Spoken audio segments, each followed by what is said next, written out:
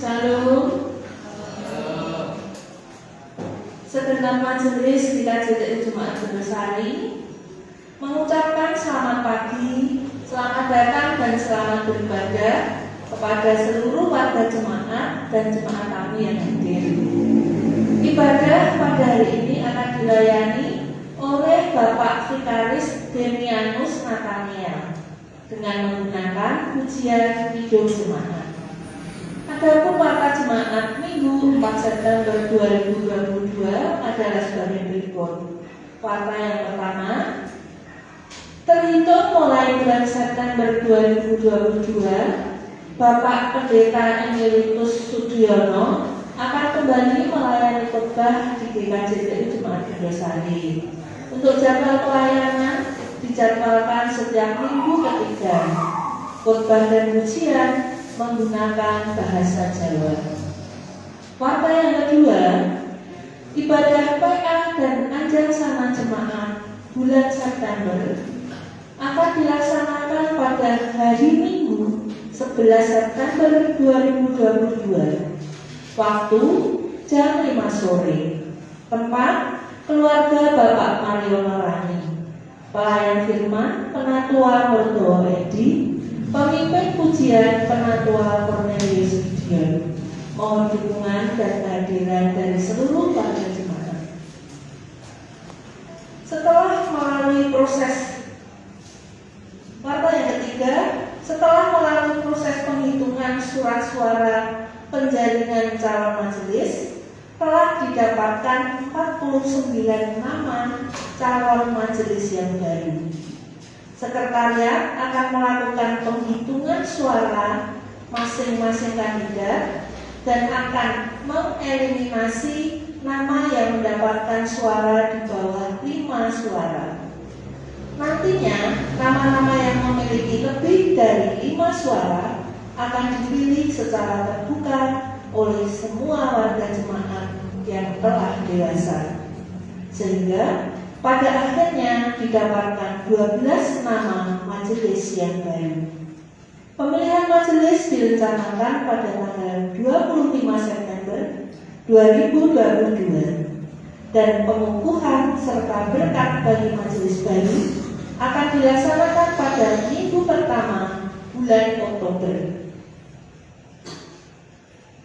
Warta yang keempat, ibadah Minggu 11 September 2022 akan dilayani oleh Ibu Pendeta Yunia Langsih dengan menggunakan pujian hidup jemaat. Demikian warta yang dapat kami sampaikan. Bapak Ibu Saudara yang terkasih, kita akan memulai ibadah pada pagi hari ini. Sebelumnya kita datang pada Tuhan untuk memohon pertolongannya. Mari kita berdoa. Bapa di surga, Bapa yang kami sembah, kami puji di dalam nama Yesus. Kami bersyukur Bapa atas berkat-berkat-Mu, penyertaan-Mu sepanjang minggu ini. Bapa, saat ini kami datang berkumpul di rumah-Mu ini. Kami hendak menyatakan syukur kami dan bakti kami dengan beribadah kepada-Mu. Bapa, kiranya Engkau mengurapi setiap kami, baik jemaat, baik Bapak Vikaris Demianus, baik Bapak Ibu majelis, baik tim musik, sound leader maupun multimedia. Kiranya Engkau mengurapi kami dengan Roh Kudus-Mu, sehingga kami mampu melakukan ibadah ini seturut dengan kehendak-Mu. Dan semua hal yang kami lakukan hanyalah untuk kemuliaan nama-Mu saja. Bapa, ampunilah kami atas segala dosa-dosa kami, sehingga kami layak beribadah kepada-Mu pagi hari ini. Bapa di surga, jalannya ibadah hari ini dari awal sampai akhir nanti kami serahkan ke dalam pimpinan. Hanya di dalam nama Yesus kami berdoa. Haleluya. Amin. Bapak Ibu, kami undang untuk bangkit berdiri dan kita akan menyanyikan lagu pembuka dari PKJ 13 bait 1 dan 2. Kita masuk rumahnya.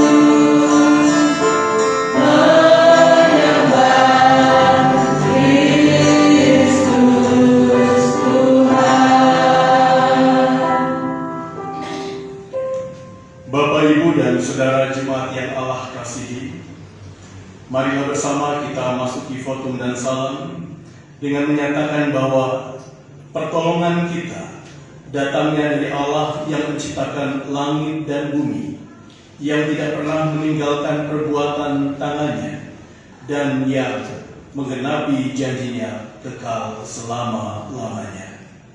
Turunlah atas kita sekalian anugerah dan sejahtera dari Allah Bapa dan dari Tuhan kita Yesus Kristus. Amin. Silakan.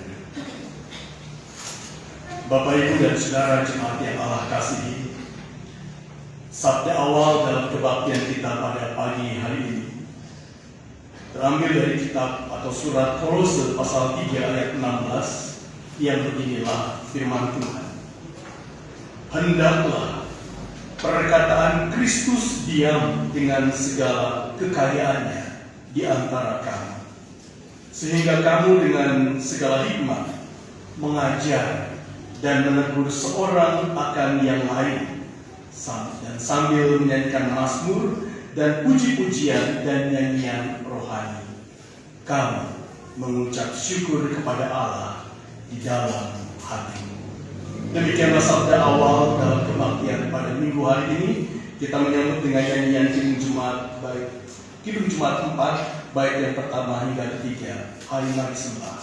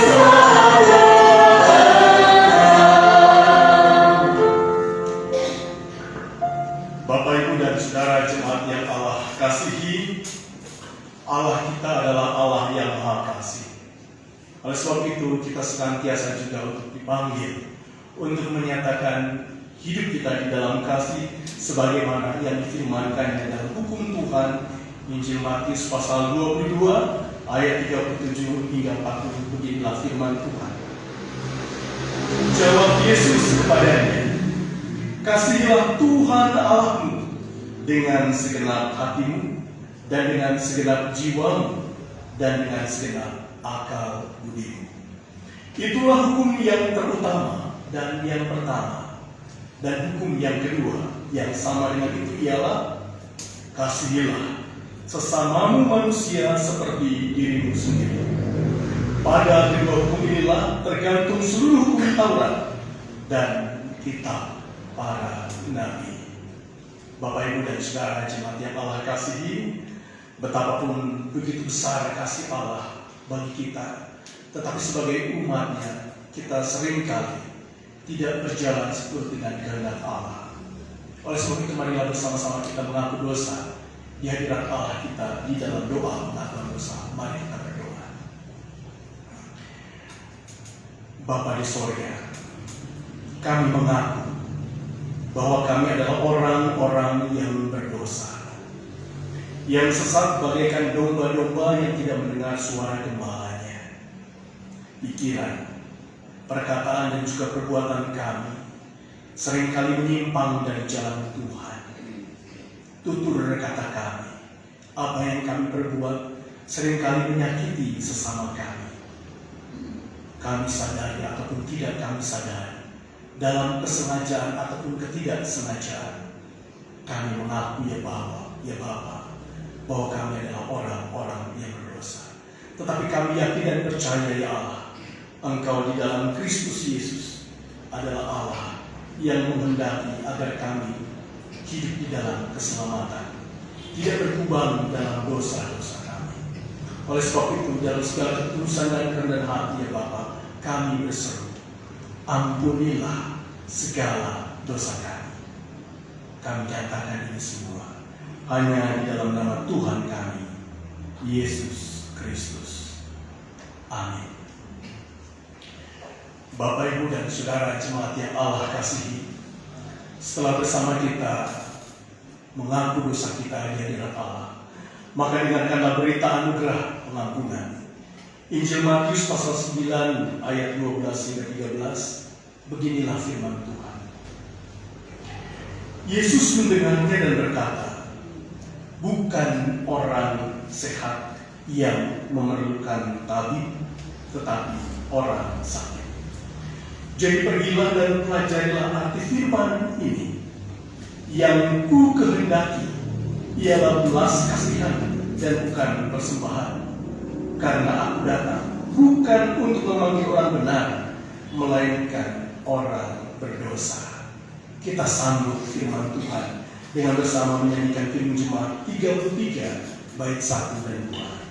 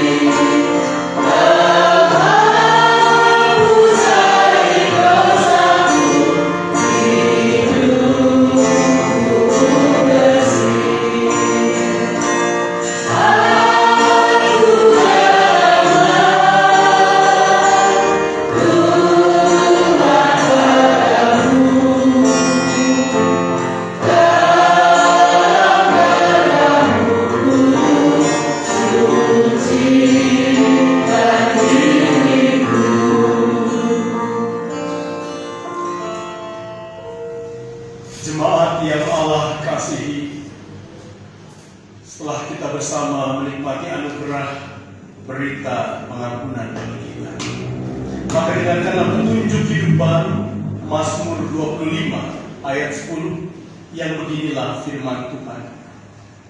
Segala jalan Tuhan adalah kasih setia dan kebenaran bagi orang yang berpegang pada perjanjiannya dan peringatan-peringatannya.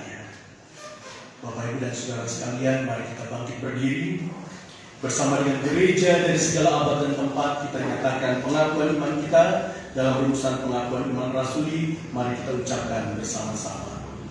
Aku percaya kepada Allah Bapa yang Maha Kuasa, Khalid langit dan bumi, dan kepada Yesus Kristus Anaknya yang tunggal Tuhan kita, yang dikandung daripada Roh Kudus, lahir dari anak darah Maria, yang menderita di bawah pemerintahan Pontius Pilatus, disalibkan, mati dan dikuburkan, turun ke dalam kerajaan maut. Pada hari yang ketiga, bangkit pula dari antara orang mati, naik ke surga, duduk di sebelah kanan Allah, Bapa yang Maha Kuasa, dan yang akan datang dari sana untuk menghakimi orang yang hidup dan yang mati. Aku percaya pada Roh Kudus, gereja yang kudus dan am, persekutuan orang kudus, pengampunan dosa, kebangkitan dari dan hidup yang kekal. Amin. Dengan tetap berdiri kita lanjutkan dengan nyanyian Kidung Jemaat 280 bait 1 hingga 3.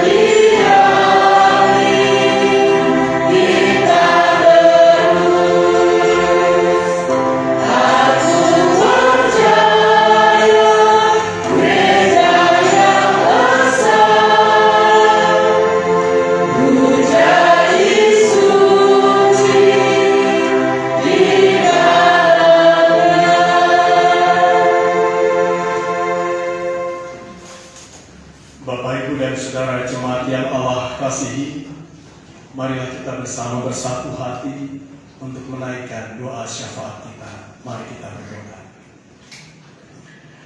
Bapa di sorga, kami mengucap syukur untuk segala kebaikan Tuhan bagi kami.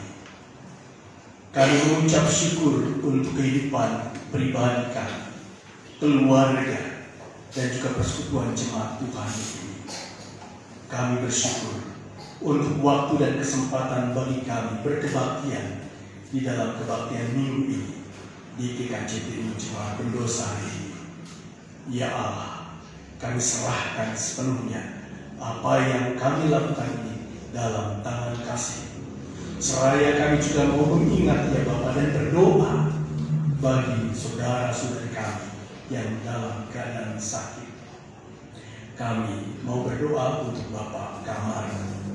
Kami juga mau berdoa untuk Bapak Widianto, Ibu Martin Daniel, juga Ibu Eni Susilowati. Dan mungkin banyak di antara saudara-saudara kami yang mungkin dalam keadaan lemah fisik, tetapi tidak dapat kami sebutkan karena keterbatasan kami. Ya Allah, dampingi setiap upaya bagi pemulihan, bagi penyembuhan saudara-saudari kami yang dalam keadaan sakit. Kami juga berdoa untuk setiap pergumulan-pergumulan yang kami hadapi sebagai jemaat Tuhan. Kami berdoa, mungkin jika di antara kami ada dalam relasi-relasi yang tidak baik di tengah keluarga, ada pergumulan di tengah pekerjaan, pendidikan. Ya Allah, menangkan kami di dalam kasih Tuhan, agar semua pergumulan tersebut dapat kami atasi dengan baik.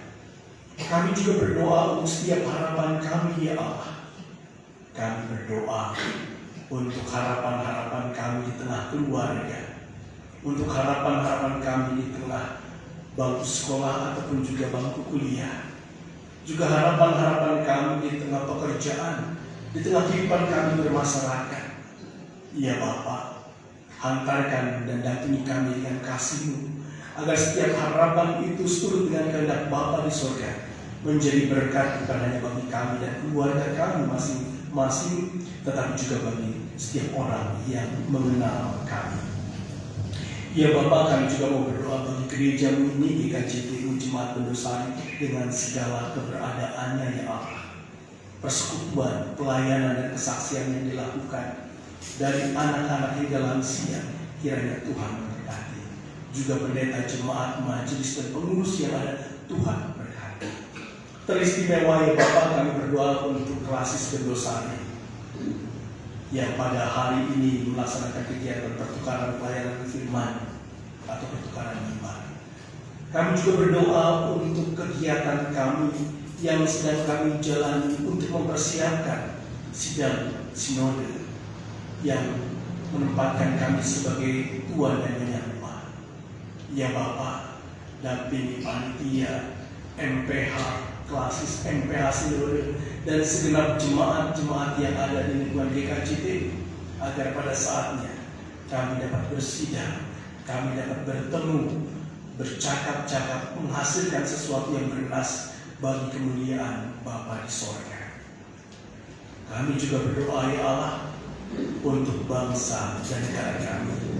Kami berdoa untuk para pemimpin di negeri ini dari pusat hingga daerah, Presiden, Wakil Presiden bersama dengan jajaran menterinya, juga wakil-wakil rakyat, DPD, DPR, DPRD, baik tingkat 1 maupun tingkat 2, bahkan para pemimpin kami hingga RT dan RW, ya Bapa. Dampingi mereka yang cinta, kasih dan hikmat Allah, agar setiap kebijakan, setiap keputusan yang diambil semuanya bermuara bagi kemuliaan nama Tuhan, mengantarkan masyarakat ke dalam kehidupan yang lebih adil dan juga lebih makmur. Kami juga berdoa untuk perdamaian dunia. Kami berdoa, ya Bapa, untuk upaya-upaya membangun kehidupan yang lebih baik di dalam dunia ini. Kami serahkan sepenuhnya, ya Bapa, apa yang kami lakukan ini, yang kami harapkan ini dalam tangan kasih-Mu. Inilah doa-doa kami. Kami serahkan kepada hanya di dalam nama Tuhan kami, Yesus Kristus. Amin. Bapak, Ibu, dan saudara jemaat yang Allah kasihi, tiba saatnya kita akan menyatakan syukur melalui persembahan yang kita kumpulkan. Namun sebelumnya dengarkanlah nas sebagai dasar persembahan firman Tuhan dalam Mazmur 107. Mazmur 107 ayat 21 dan 22. Maaf, dasar persembahan dari Roma 11 ayat 36. Roma 11 ayat 36, beginilah firman Tuhan. Sebab segala sesuatu adalah dari Dia, dan oleh Dia, dan kepada Dia. Bagi Dialah kemuliaan sampai selama-lamanya.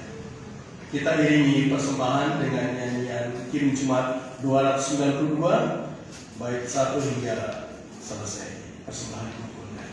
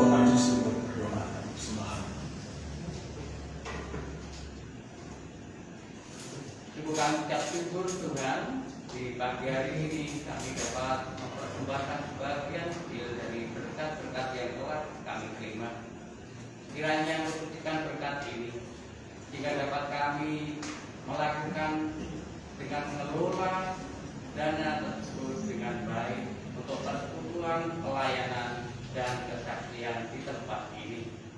Terima kasih ya Bapa. Di dalam nama-Mu kami berdoa dan mengucap syukur. Amin.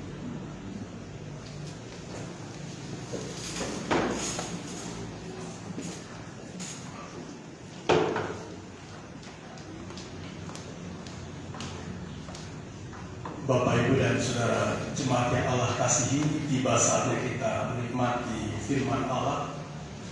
Dan kita akan mendasarinya dengan kitab Ulangan pasal 20 ayat 15 sampai dengan ayat yang 20.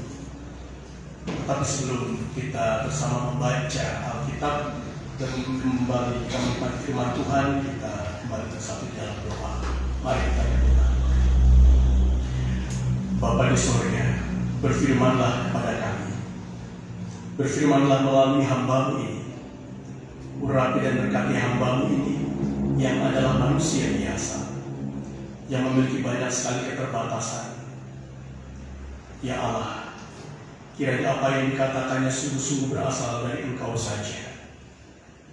Dan kuasai kami juga dengan Roh Kudus agar firman yang kami dengar dapat kami mengerti dengan baik, tertanam, tumbuh dan berbuah dalam kehidupan kami sehari-hari. Dan singkirkan segala sesuatu yang membuat kami sulit untuk dapat mengerti dan hidup di dalam firman Tuhan. Kami serahkan seluruh apa yang kami lakukan ini dalam tangan kasih-Mu, di dalam nama Tuhan kami, Yesus Kristus. Amin.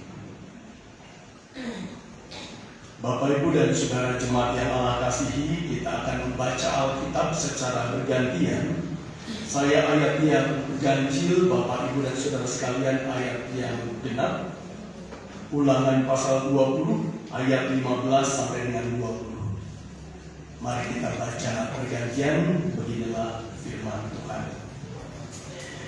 Demikianlah harus kau lakukan terhadap segala kota yang sangat jauh letaknya dari tempatmu, yang tidak termasuk kota-kota bangsa-bangsa di sini.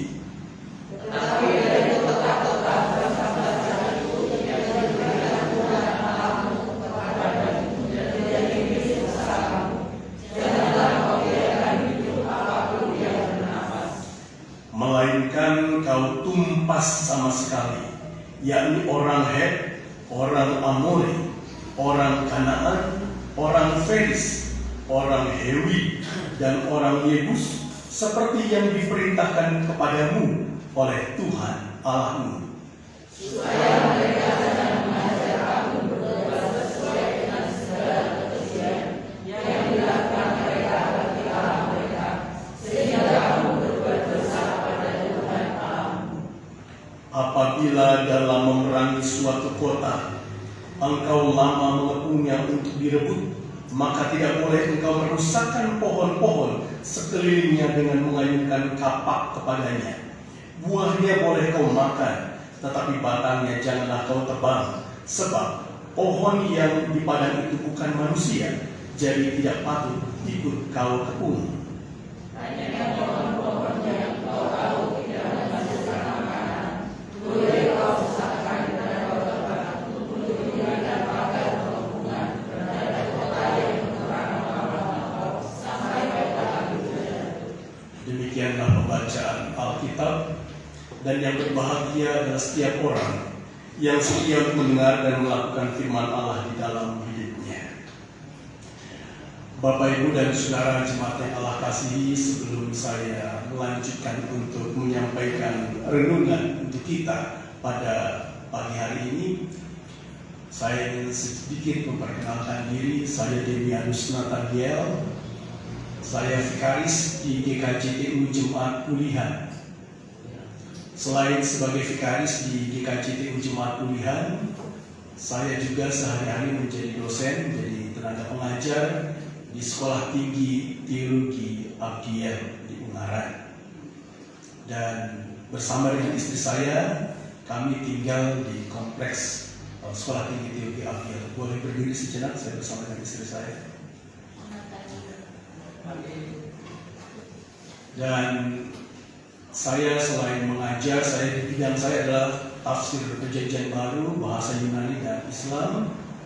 Saya juga menjabat sebagai direktur program Pascasarjana di Sekolah Tinggi Teologi Abdiel. Kami telah dikaruniai 3 orang anak, 2 laki-laki, 1 perempuan. 1 tinggal di luar kota, dan 2 lagi adik-adiknya sekolah di Ungaran dan Semarang. Itu kurang lebih sedikit tentang diri kami. Nah, Bapak, Ibu, dan Saudara jemaat yang Allah kasihi, saya memulai renungan kita pada pagi hari ini dengan mengingat bahwa di dalam kehidupan ini banyak sekali pilihan yang bisa kita ambil.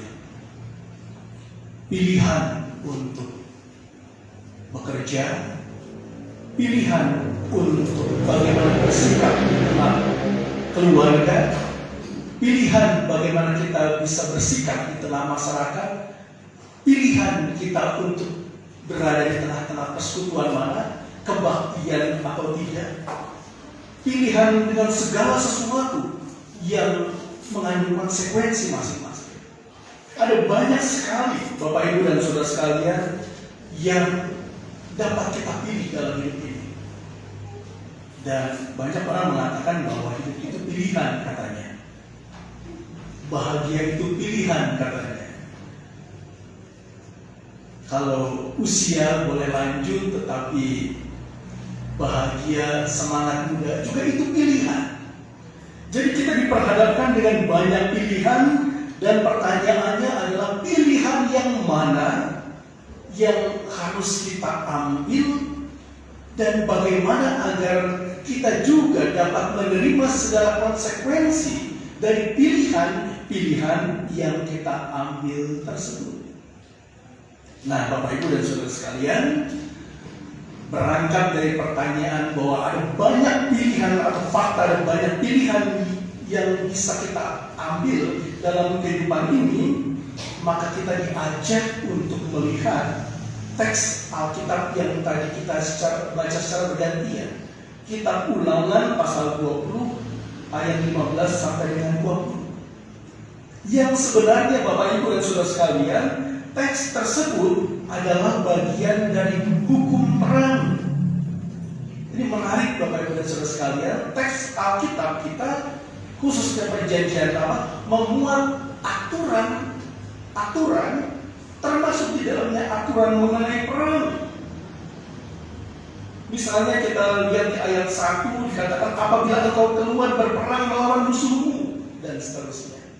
Atau ayat 2 apabila kamu menghadapi pertempuran, dan seterusnya. Nah, pertanyaannya Bapak, Ibu, dan Saudara sekalian, mengapa di dalam Alkitab terdapat aturan mengenai peperangan? Bapak, Ibu, dan Saudara jemaat yang Allah kasihi, satu hal yang harus kita pahami bersama ialah bahwa situasi dan kondisi yang ada di dalam teks-teks Alkitab, baik Perjanjian Lama maupun Perjanjian Baru, sangat berbeda dengan situasi dan kondisi kita hari ini. Nah, masalahnya seringkali banyak orang Kristen ingin memindahkan bagaimana situasi dan kondisi yang ada di dalam Alkitab diterapkan ke dalam kehidupan saat ini. Sama seperti sebagian umat beragama lainnya yang juga ingin memindahkan situasi dan kondisi ketika teks-teks kitab sucinya itu diturunkan ke dalam kehidupan saat ini. Persoalannya situasi sudah sangat berbeda. Bahkan kalau kita perhatikan dalam teks-teks Alkitab sendiri, Bapak, Ibu, dan Saudara jemaat yang Allah kasihi, situasi masing-masing teks Alkitab itu juga berbeda. Coba kita perhatikan Bapak, Ibu, dan Saudara sekalian. Di dalam teks Alkitab, misalnya teks Perjanjian Baru, di dalam surat Roma pasal 16 disebutkan tokoh-tokoh Alkitab, tokoh-tokoh gereja yang adalah kaum perempuan. Kemudian juga dalam surat Filipi disebut nama Yudia, Sintike, yang juga adalah tokoh-tokoh perempuan. Artinya apa? Pada waktu itu sudah ada tokoh-tokoh para pemimpin gereja yang adalah perempuan. Tetapi dalam 1 Timotius pasal 2 misalnya saja, ditekankan, diingatkan bahwa perempuan tidak boleh mengajar. Loh, kok bisa? Yang satu menggambarkan atau jelas-jelas menunjukkan ada pemimpin yang adalah perempuan. Bahkan di dalam perjanjian lama ada nabi yang bernama Hulda, ada tokoh hakim yang bernama Deborah. Tetapi ternyata ada juga teks Alkitab yang melarang perempuan untuk mengajar. Tahun lalu, tahun 2021, saya menerbitkan sebuah buku judulnya Perempuan dalam Korpus Paulinum. Jadi menggambarkan bagaimana sikap gereja-gereja mula-mula yang berlatar belakang teks perjanjian baru bersikap terhadap perempuan, khususnya surat-surat yang menggunakan nama Paulus sebagai penulisnya. Nah, sebelum buku itu diterbitkan, seorang mahasiswa kami, kebetulan saya juga mengajar di STTGKI Banjarmasin online, Tafsir Perjanjian Baru, dia mengirim sebuah tayangan YouTube yang menunjukkan bahwa ada sekelompok orang Kristen, bahkan menyebut diri sebagai hamba pendeta, yang mengatakan bahwa kalau kita mau mengikuti apa yang difirmankan Allah di dalam Alkitab, maka perempuan tidak boleh menjadi pendeta. Sebagaimana yang tertulis dalam 1 Timotius pasal 2, perempuan tidak boleh mengajar. Itu sesuai dengan firman Tuhan, katanya demikian. Tapi lupa bahwa jelas dalam Alkitab itu ada tokoh-tokoh pemimpin-pemimpin perempuan. Artinya apa? Jelas sekali bahwa situasi dan kondisi di dalam Alkitab juga beragam. Apalagi dihubungkan dengan saat ini sangat jauh berbeda. Termasuk mengenai aturan perang, Bapak Ibu dan Saudara sekalian. Dulu perang dalam Alkitab, khususnya dalam Perjanjian Lama, yang pertama perang itu sebagai sebuah kelaziman, sebagai sesuatu yang biasa. Nah, kira-kira Bapak Ibu dan Saudara sekalian, kira-kira apa sih yang waktu itu lazim dan biasa, tapi sekarang betul-betul ditentang? Ada atau tidak? Di dalam Alkitab tidak pernah dipersoalkan, tapi sekarang justru tidak diperbolehkan sama sekali. Ada yang tahu? Perbudakan. Ya tidak. Di Alkitab Perjanjian Lama maupun Perjanjian Baru ada sekelompok budak, ada hamba-hamba, tidak dipersoalkan, tapi sekarang dipersoalkan. Artinya apa? Gereja berkembang. Adakah jabatan pendeta dulu di dalam Alkitab? Tidak ada jabatan pendeta. Penatua ada, ya. Diaken ada, ya. Gembala ada. Tapi jabatan pendeta itu baru kemudian. Jadi gereja pun, kehidupan manusia pun juga berkembang hingga saat ini. Dan saya termasuk seorang yang optimis dengan kehidupan saat ini. Orang banyak mengatakan semakin hari kehidupan itu semakin jahat, semakin hari kehidupan itu semakin brutal dan buruk. Saya mengatakan kalau itu yang kita yakini, berarti firman Tuhan di dalam Kristus Yesus belum tergenapi. Ketika Allah menjadi manusia di dalam Yesus Kristus, maka kerajaan Allah itu sudah dekat. Dan kerajaan Allah itu adalah tanda-tandanya hidup yang lebih baik, hidup lebih adil, lebih makmur dan seterusnya. Kok berani mengatakan hidup sekarang jauh lebih baik? Saya katakan jelas. Seperti yang tadi saya sebutkan, dulu penjajahan adalah hal yang biasa. Sekarang tidak boleh ada penjajahan di atas dunia ini. Dulu kaum perempuan terpinggirkan, sekarang punya tempat. Dulu pembantaian satu suku bangsa dianggap hal yang biasa dan lazim. Sekarang itu jelas kejahatan perang. Jelas hidup sekarang jauh lebih baik sebenarnya. Meskipun memang masih ada kejahatan-kejahatan yang sadis, yang brutal, tapi dari dahulu pun sudah ada. Mutilasi sudah ada. Segala kejahatan, korupsi segala sudah ada. Tetapi karena Allah di dalam Yesus Kristus datang ke dunia menjadi manusia, maka terjadi pembaharuan dalam hidup manusia, dan kita berusaha untuk hidup menjadi lebih baik. Jadi saya termasuk golongan yang optimis dalam hidup ini, bahwa dunia ini semakin hari semakin baik. Nah, kembali kepada masalah perang, Bapak Ibu dan Saudara sekalian. Mengapa di dalam teks Perjanjian Lama ada aturan mengenai perang? Sebagaimana yang saya sebutkan tadi, bahwa perang adalah sebuah kehaziman, sesuatu yang biasa, maka perlu diatur sedemikian rupa. Ya, bahkan sampai sekarang pun juga ada ya. Meskipun kita berharap dalam doa-doa kita dengan segala usaha kita agar tidak terjadi terus-menerus peperangan di atas bumi ini. Meskipun itu sesuatu yang sangat berat. Ukraina, Rusia kemarin belum lama berperang. Dan jangan salah, imbasnya sampai ke negeri ini. Anak saya termasuk salah satu imbasnya, Bapak Ibu sekalian. Anak saya atlet bulu tangkis, harusnya bertanding waktu itu di Polandia, tapi karena terjadi perang Ukraina dan Rusia, terpaksa di cancel. Memang sayang, pada poinnya tinggi ke sana. Seperti itu. Di cancel karena Polandia menjadi tempat pengungsian korban perang Ukraina Rusia. Jadi jelas berpengaruh sekali. Kita berharap perang ini tidak ada sama sekali, tetapi di dalam Perjanjian Lama ada 3 hal sebenarnya yang mengapa perang itu seperti menjadi bagian dari apa yang dilakukan oleh umat Tuhan. Ya kan? Perang lagi, bahkan membawa nama Tuhan. Yang pertama, Bapak Ibu dan Saudara sekalian, perang di dalam Perjanjian Lama yang dilakukan oleh bangsa Israel umumnya atau sepenuhnya bahkan berhubungan dengan bagaimana mereka meraih dan memelihara tanah perjanjian. Jadi perang adalah bagian dari bagaimana mereka menyambut kasih Allah dengan janji tanah perjanjian itu dan memeliharanya. Jadi perang itu bagian dari sikap mereka untuk menyambut dan memelihara anugerah Tuhan. Yang kedua, perang dalam Perjanjian Lama adalah bagian dari menjaga kemurnian iman kepada Allah.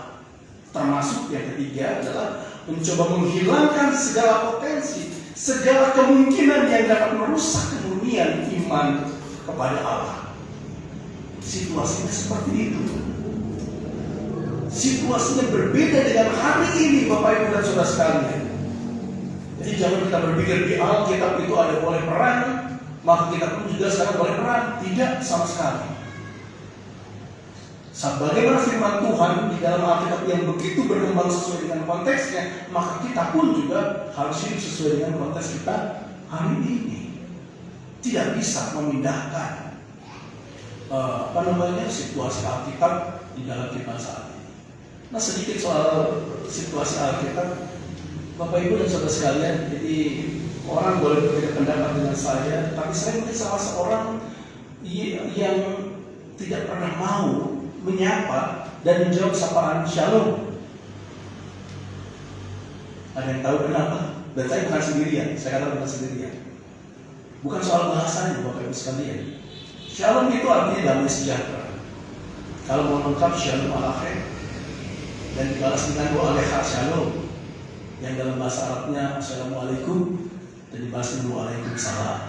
Persis artinya sama. Tapi bukan itu, Bapak Ibu. Bukan masalah bahasa, bukan soal tata bahasa. Tapi coba Bapak Ibu dan Saudara sekalian perhatikan, kapan sih shalom ini mulai berkembang atau dipakai oleh orang-orang Kristen di Indonesia?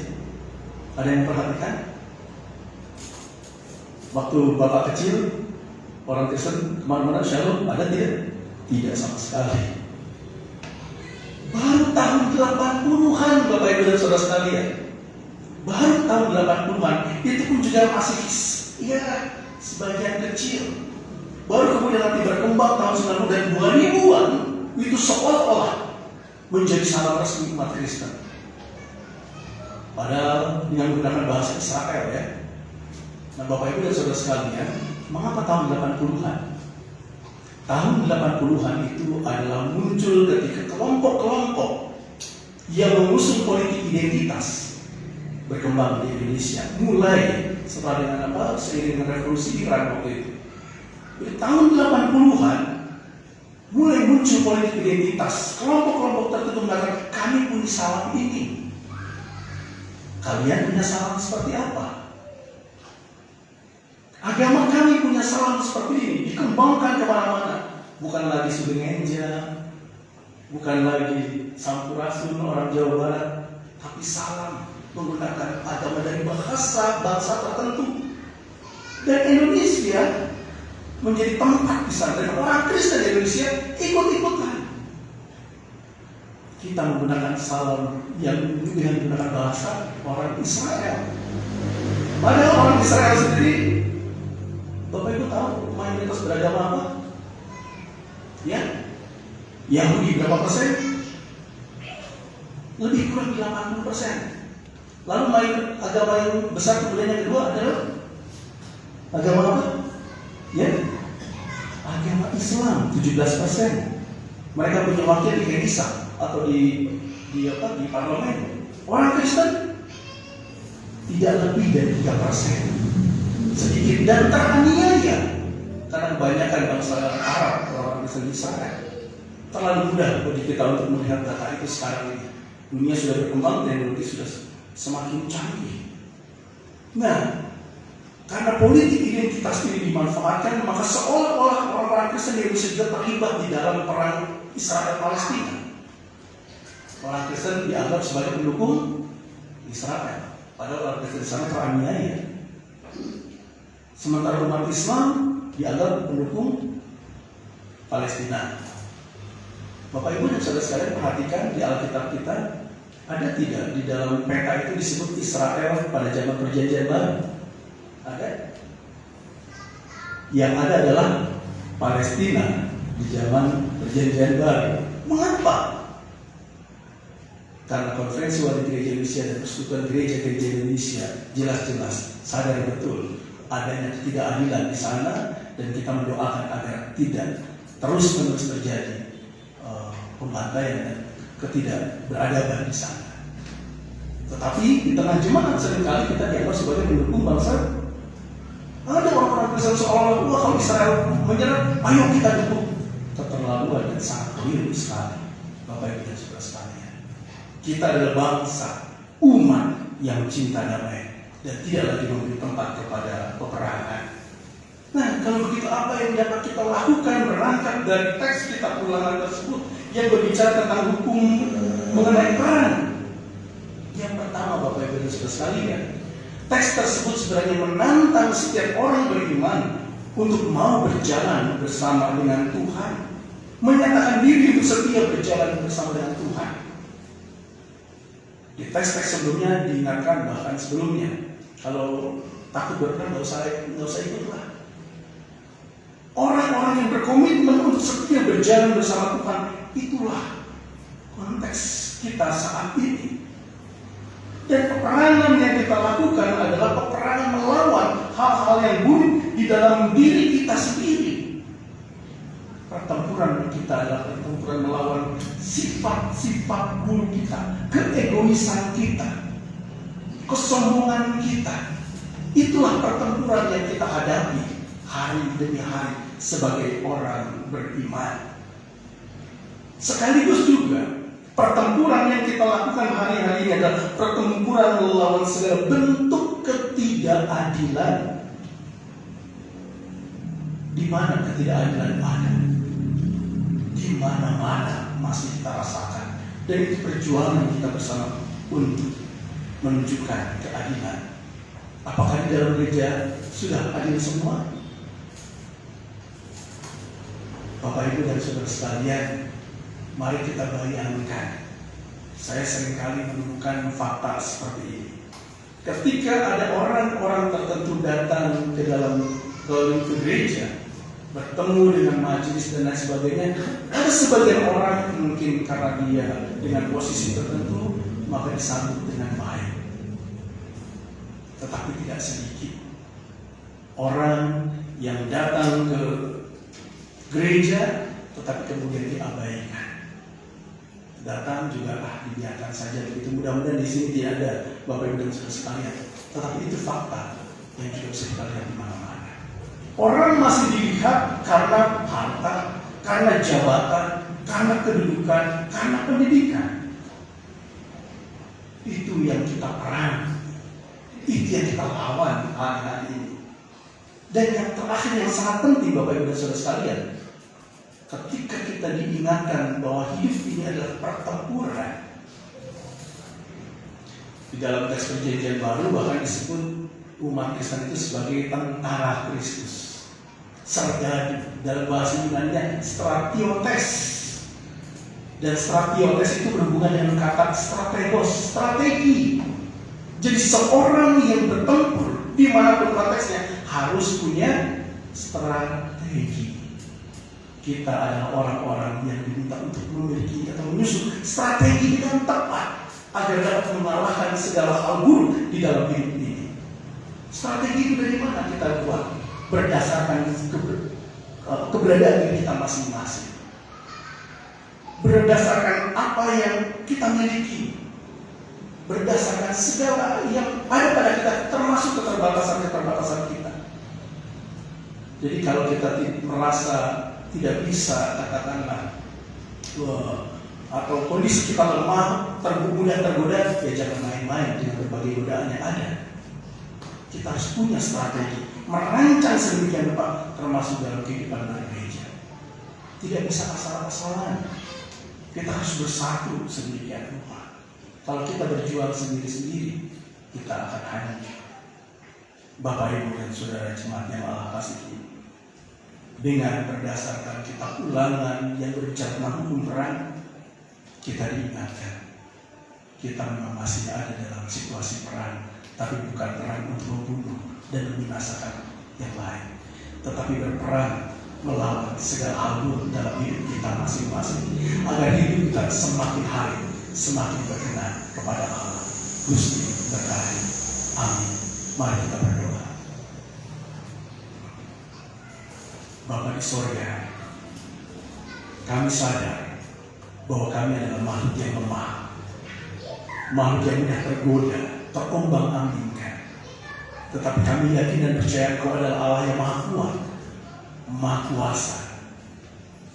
Iya Bapa, kami mohon kiranya kasih karunia memampukan kami untuk dapat menyusun strategi, menyiapkan diri agar kami dapat melawan musuh-musuh kami, yaitu sifat-sifat buruk yang ada di dalam diri kami dan ketidakadilan yang ada di sekitar kami. Kami serahkan ya Bapa, komitmen kami ini, sikap kami ini hanya di dalam nama Tuhan kami Yesus Kristus, yang di dalam nama itu juga kami berdoa sebagaimana yang Tuhan ajarkan. Bapa kami yang di surga, dikuduskanlah namamu, datanglah kerajaan-Mu, jadilah kehendakmu di bumi seperti di surga. Berikanlah kami pada hari ini makanan kami yang secukupnya, dan ampunilah kami akan kesalahan kami, seperti kami juga mengampuni orang yang bersalah kepada kami. Dan jangan membawa kami ke dalam pencobaan, tapi lepaskan kami daripada yang jahat. Karena Tuhan punya kerajaan dan kuasa dan kemuliaan sampai selama-lamanya. Amin. Mari kita respons firman Tuhan dengan bangkit berdiri dan bersama menyanyikan Ku Mau Berjalan Dengan Juru Selamatku di lembah berbunga dan seterusnya. Bait 1, bait kedua hingga bait yang ketiga.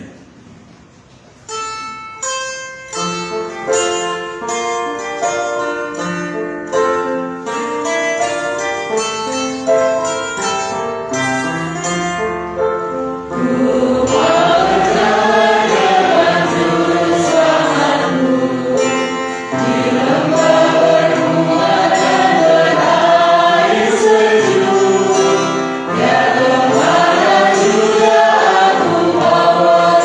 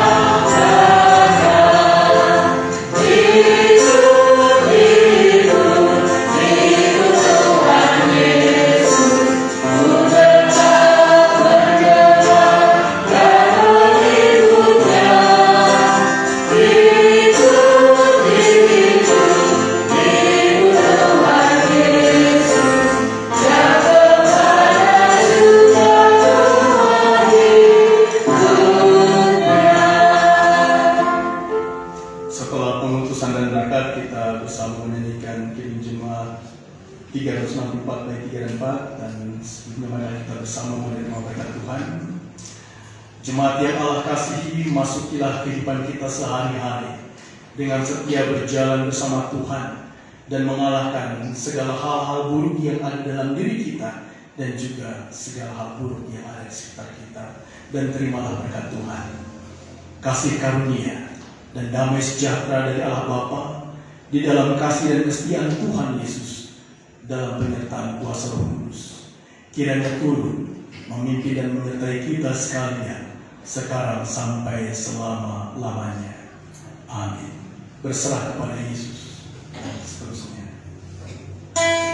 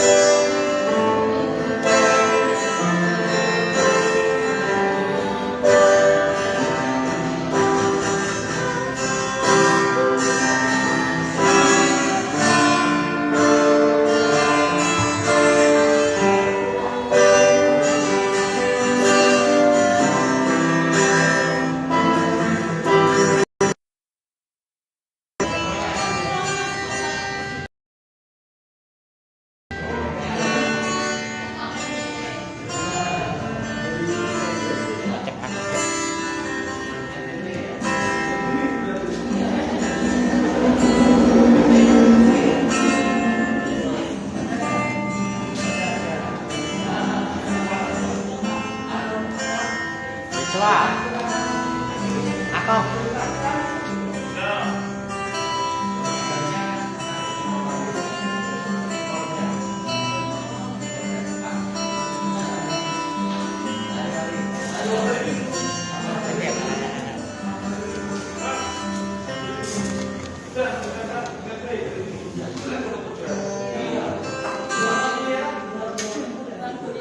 Makasih ya,